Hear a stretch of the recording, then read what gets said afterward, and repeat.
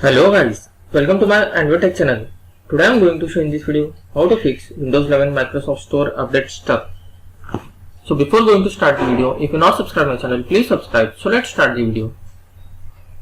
Guys, if your Microsoft Windows 11 stuck while updating, then I will show you how to fix this issue. First of all, you have to click on Start menu, then type here Settings. Then click on Settings. First you have to click on the Systems. After that you have to come to the right section, scroll down a little bit. You can see a Troubleshoot. Click on Troubleshoot. Then click on Other Troubleshooters. Again you have to scroll down a little bit. You can see here Windows Store app.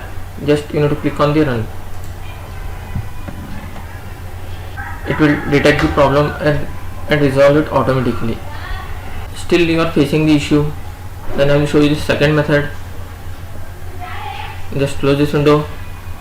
Again you have to click on the Start menu, then type here PowerShell.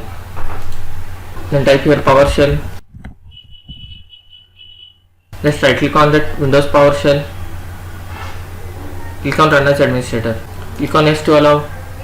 Here you have to type one of the command what I will provide in my video description link. You can just copy paste from there. Just right click on the top of the command prompt window, click on Edit and click on Paste and hit Enter.